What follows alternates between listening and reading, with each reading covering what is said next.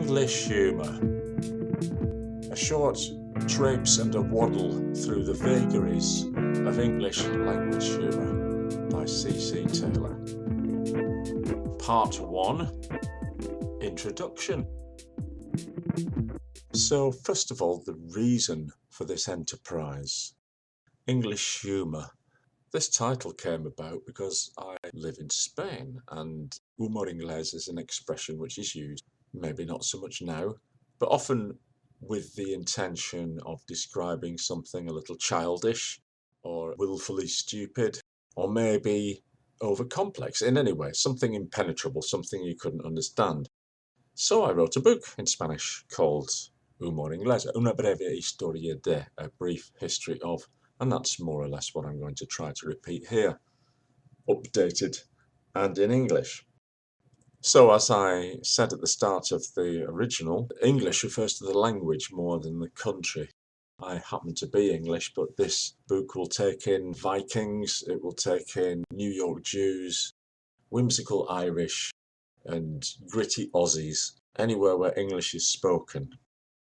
Every language has its humour, doesn't it? There is Russian humour, I'm sure, Japanese, Chinese. But just using the phrase English humour as a basis made me wonder what it was about our English language humour that does seem to be quite successful. Charlie Chaplin and Mr. Bean are known all over the world, but they won't feature too much in this explanation, as what I've done is tried to approach the simple question, what makes the English laugh, with 4 basic threads. The first of which is wordplay, homophones, homonyms, puns. The second is nonsense, particularly the type of nonsense originating with Laurence Sterne, Edward Lear. Satire, in which we make brief incursions into Elizabethan England and the Civil War, and what I call hangdog, often known as deadpan, which is a style of delivery. A nice mix of some or all of those ingredients would end up giving you something with the flavour of English humour. Oscar Wilde, Mark Twain, Groucho Marx, Geoffrey Chaucer, Max Miller, W.C. Fields, Tommy Cooper, Alice in Wonderland, Lenny Bruce and Bernard Manning, Bill Hicks and Benny Hill, James Joyce, Ambrose Bierce, Monty Python, Blackadder, Father Ted, The Day-to-Day, The Thick of It, and reaching somewhere up to around about now. But let's dig back a little bit into history first. Well, let's go a long way. Let's see if we can find the first traces of humour. Here's a candidate. We have a pharaoh from 2000 years BC, and we know that his court buffoon or jester was called Danga, and he was a pygmy. Now, who knows what he did for a living, but I did see a hieroglyph which I cannot re-find, purporting to be the first ever joke, which showed a lion and a gazelle playing what appeared to be chess, and apparently the lion had lost and was falling off his chair. That's how you knew he lost, and that was hilarious. So we know we've had funny guys back in ancient Egypt, even professional funny guys. But over the course of history, we've had many similar examples. The wise dwarves of the kings of Ireland in olden times. The more well-known buffoons, court jesters of medieval kings. As is often said about the jester, and even the modern-day equivalents, one would hope, is that they are the escape valve for the feelings of people.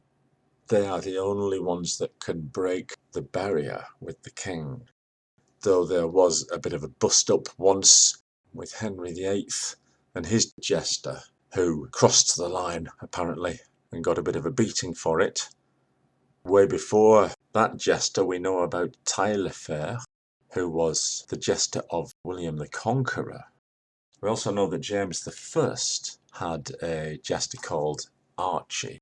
Archie Armstrong, who was very close to him. And there was a time when James was ill. He didn't want to see anybody for about a month except Archie. Going back a little bit to Elizabeth I, we find Tarleton. Well, Tarleton obviously gave clown classes.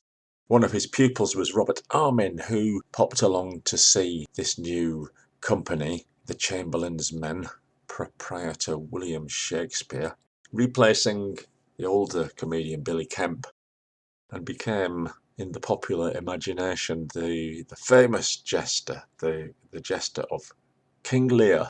And Robert was instructed to please keep to the script, because old Billy, he would often, apparently, go off and improvise a bit. Imagine if Shakespeare had let the improver go. The whole history of theatre might have been very different. Anyway, we'll be back to improvisation a lot later on and take up the clown theme. We'd be going back to Commedia dell'arte if we wanted to find out where our circus clowns come from. These were sort of acrobatic troupes. They had their stock characters, possibly aiding the spread of a pan-European language, which they would use in order to be understood wherever they might be. 1642 marked the start of a civil war, which ended with Oliver Cromwell taking over and doing a bit of a Taliban. No more theatre shows, no music and dancing in public, the violin was banned, the kilt was banned in Scotland, women had to cover themselves up as much as possible, and religion was very highly prized. Now the old Commedia dell'arte got reduced to be a puppet show, it seems. This is one possible history. There is a thread, there must be. And their principal characters became converted into miniature comic figures. And the original Punchinello figure became Mr. Punch. Columbina, his paramour, became Judy, nicely anglicised. And then they added their own figures. The Victorian-style policeman, the crocodile, that often robbed a date. If you're not English, you won't understand any of this. This is a Punch and Judy show. It all came from there. The crocodile possibly came from Peter Pan. Anyway, he was the devil originally. The devil, speaking of the devil, had already appeared as a comic figure in Mysteries, where he was often getting done by the superhero of the day, usually solid Christian chap like St. Dunstan. So we were used to these comic battles. The devil would get his nose pinched by hot pincers. I think the scary devil came a bit later. Anyway, so we've got Punch. Also mixed up the fact that he's got this long nose and he's a bit bent over. This is possibly an adaptation from gypsies that were expelled from the north of India by the great Tamerlane. And we've already got a drawing from 1340 when we see a Senor Punch, which is P-U-N-C, already looking like Mr. Punch that we know in England. His cap, his truncheon or his bat for beating things, curved nose. That might be why it's called Pulcino, which is supposed to be a chicken. It's supposed to be a chicken's beak. Don't know about that. Always on the left, supposedly. Got to have the baddie on the left. But curiously, you're kind of on his side. He's the funny one as well. And the English certainly took to this. We'll have the lovable crook, the lovable baddie will crop up later. I'm not sure if Punch and Judy shows are still going in England. They were certainly going maybe 10 years ago. They probably fall foul of many a law these days.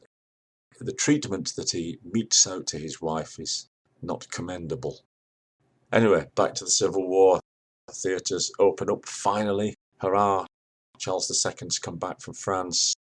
Oh, this is a bit more like it. He likes his waistcoats. He's imported that fashion. And he's restoring things, so that's why it's called the Restoration. Hurrah! The people could open the theatres again. The specialists in comedy in those days got together shows called drolls, which seems to be much more of a clown show that sort of did the rounds of the fairgrounds. In any case, those that wanted to do the proper theatre armed themselves with magnificent names such as Tocqueville de Swordplay, Some of the comedians didn't get a job in this nouveau riche environment. Theatre was a little bit out of reach, so they went to help out as showmen, usually with horses. And a chap called Phil Astley had a nice big tent outside. Now this is, although we know the Circus Maximus existed long time before, what we call a circus in English probably comes from this event. You've got the clowns filling in the bits where they change the horses over for the equestrian events. And while we're running through history, we have to make a stop here with Joe Grimaldi. Joe Grimaldi was an archetypal white-faced clown coming from that environment, born in 1779 in London, of a comedian and dentist. A lot of those around. Now, he was Italian, but Joe was born in England. His mother was a choir girl, and she was 40 years younger than his father. Anyway, Joe was on stage at the age of 1, and as I say, it's probably the archetype for the clown, which is a word which is related to clot and clod and clumsy. So the majority of the laughs will be got by falling down. However, he made a career out of it and made a lot of people laugh. And I think it was one of his routines, which sounds brilliant, in fact, was arranging fruits and vegetables to make the faces of famous people of the day. It does sound like a good laugh. On one occasion, there were 2,500 witnesses to this sort of malarkey. This would be in Covent Garden in London. In any case, this morphed later into Music Hall in Great Britain. We'll be seeing that later on. And also, if we take that as the trunk of the tree, that would split off into American vaudeville and burlesque, which gives us the strange back history of blackface. This apparently was imported to America from England.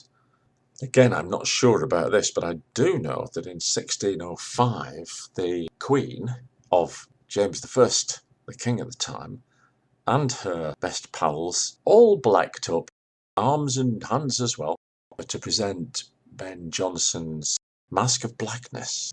So, whether blackface had some kind of history in England, I don't know, but there you go, off it went. Al Jolson put it on, and we got the first ever soundtrack to a film, The Jazz Singer. There he is, in blackface, singing it up. And a legend has it that sometime later some black actors had to black up in order to get roles which were white people in blackface. And of course, a black person doesn't pass for a person in blackface, so they had to put blackface on themselves. Yes, this is, we're getting to the end of the 19th century now. Music Hall in full swing in London. Charlie Chaplin making his first childish footsteps on there, almost by accident. And a lot of it was music-based, and a lot of the comedians used music. The comic song was a great hit. In any case, we'll be revisiting many of these points of history and more. That was just a little romp through. So let's go with one of the pillars of the 4 pillars that I've decided to hang all this on, and have a look at some puns and wordplay. Not now, in the next one.